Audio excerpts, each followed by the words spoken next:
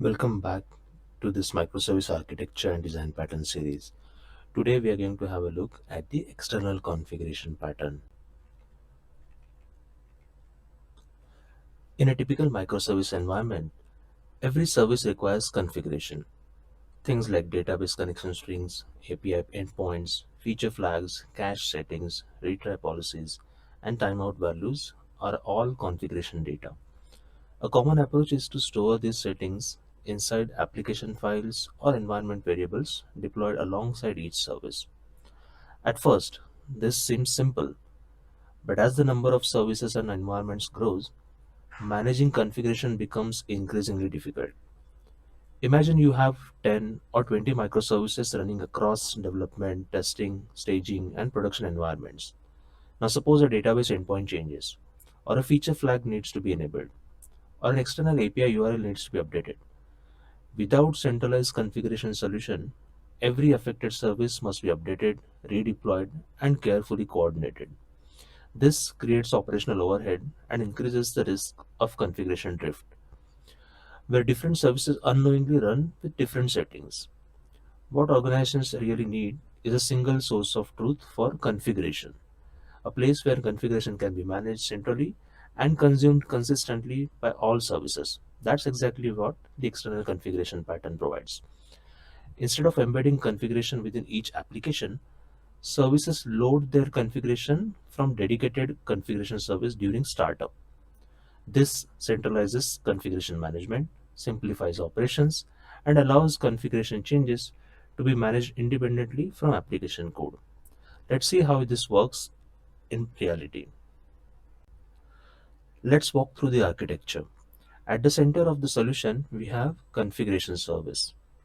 This service is responsible for managing application configuration for all microservices in the platform. It exposes two endpoints. The first endpoint is post set. This is used by administrators to create or update configuration values for different microservices. The second endpoint is get load. This is used by microservices during startup to retrieve their configuration. Behind the configuration service is the configuration store, which acts as a central repository for all configuration data. This may contain database connection strings, feature flags, cache settings, API endpoints, timeout values, etc. Now let's have a look at the two demo microservices. We have an order microservice and a payment microservice. When the order service starts, it does not rely on the hard-coded configuration or the local configuration files. Instead, it calls the configuration services load endpoint and returns it to the order service. The service then completes its initialization using those values. The payment service follows the exact same process. During startup, it calls the load endpoint, receives its configuration, and initializes itself using the centrally managed settings. This means configuration is no longer distributed across multiple applications. Instead, all configuration is maintained in one place and consumed by services when they start. The result is centralized, consistent, and easier to manage configuration strategy that scales much better as the number of microservices grows. Let's have a look at the code. Let's dive into Visual Studio. I've created a blank solution called external configuration. Let's add a class library project to this solution and let's call it as configuration library.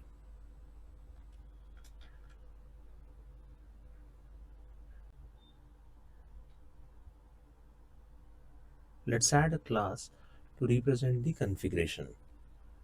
Let's call it as configurations. It will be a dictionary of key value pair, that is string key and string value for now. Let's add another class to represent the application or individual microservice. Let's call it as application. We'll have a simple property for id as an integer, and let's override the equals. Now this equals method will be used for comparing the application configuration. I'll come to that in a minute. Let's override the equals method. Also add the get hashcode method. Let's add another class which will represent the application configuration. Let's call it as application configuration. It will be a dictionary with key as type application and values of type configurations. Let's add another project to the solution of type web API project. Let's call it as configuration service.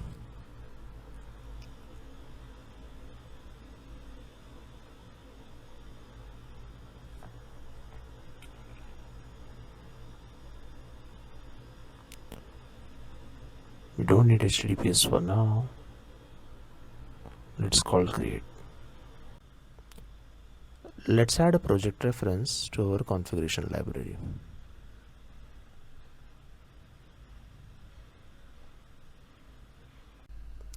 Let's add new class called service collection extensions.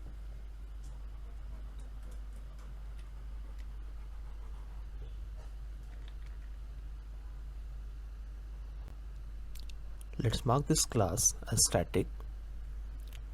Let's add a method to initialize external configuration. Let's add a singleton of application configuration type. Now ideally in a real world project you load this external configuration from database or Azure Key Vault or some other configuration data source. Here for the demo purpose we'll simply load it from an in-memory object.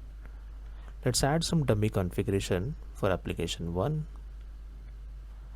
as well as for application 2.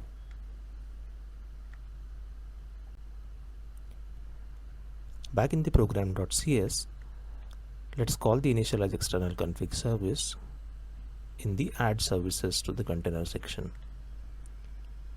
Let's add an endpoint called load. Now this will be called by the business microservices during startup to load their respective configuration. Let's inject the application configuration from services as well as let's read the application ID from the URL.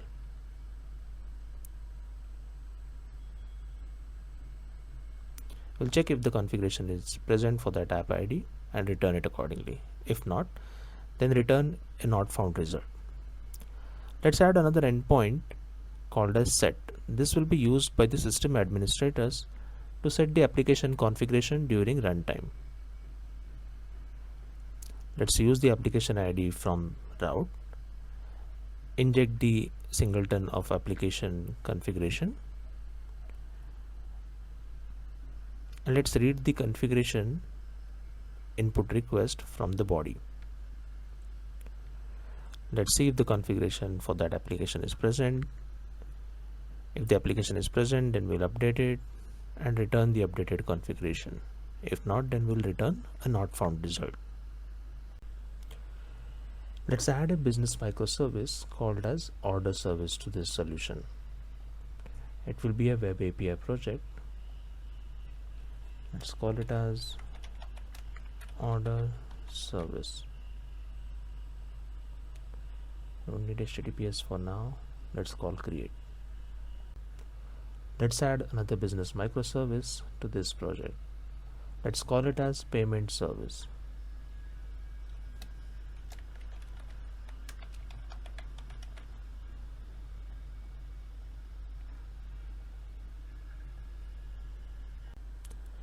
In the program.cs of order microservice, let's define a dictionary to hold the configuration. Let's read the application ID from configuration. Let's add an HTTP client to point to the configuration service. Let's set its base address. We'll read the configuration service base URL from the app settings file. Now, as soon as the app starts, the lifetime.application started event gets fired, and we'll add the code to load the configuration on this event. So let's create an HTTP client factory, create an HTTP client which points to the configuration service. Let's call the load endpoint with the application ID and get the result. Now since application started event and the action which is to be executed need to be synchronous, that is why we are not awaiting the call, we are simply reading the result. ensure that it was a success, and then we'll read the configuration and store it in the configuration variable. Let's add a simple endpoint called get, and in this endpoint we'll simply read the configuration and return it in the response. Other business microservices such as the payment service can have similar endpoints. Let's do a quick demo. Now I have opened a terminal windows, and let's start the config service using .NET Run.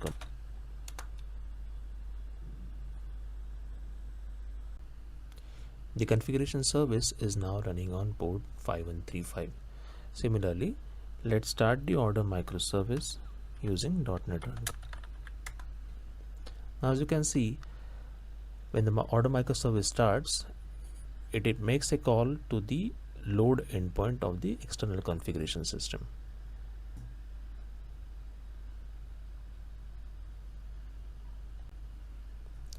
Similarly, when the payment service starts, it makes a call to the load endpoint with its own application ID.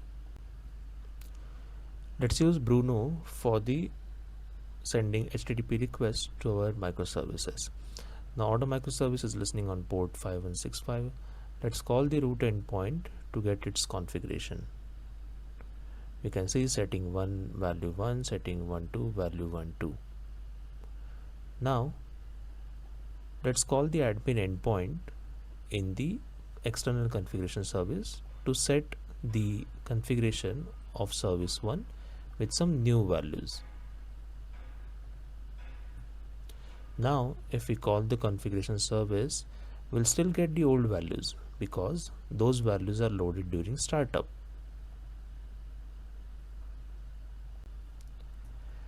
If we want to load the new values, we'll have to simply restart the service.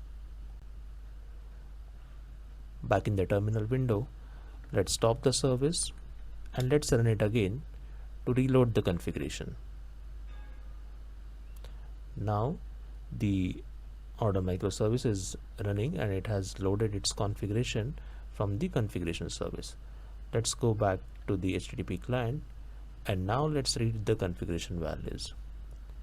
It shows the updated value.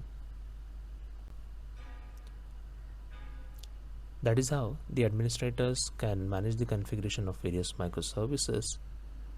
I'll put the code in my GitHub repository and the link in the description.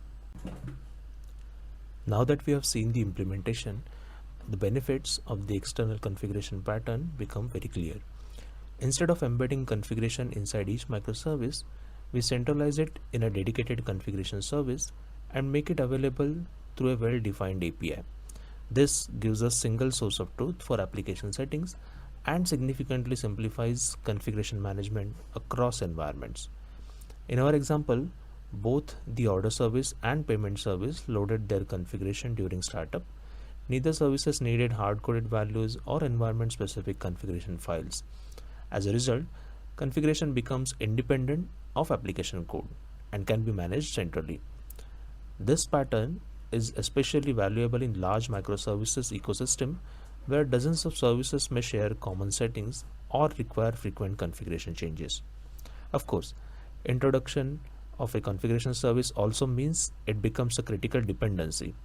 In production systems, you would typically add caching, redundancy, security controls, and versioning to ensure high availability and reliability. To summarize, the external configuration pattern helps organizations to improve consistency, reduce operational overhead, and manage configuration at scale. By separating configuration from code, we make our services easier to deploy, maintain, and evolve. In the next video, we will continue exploring another practical microservice design pattern and its real-world implications. Again, thank you for watching. Please do give us a like and subscribe to my YouTube channel. Thank you.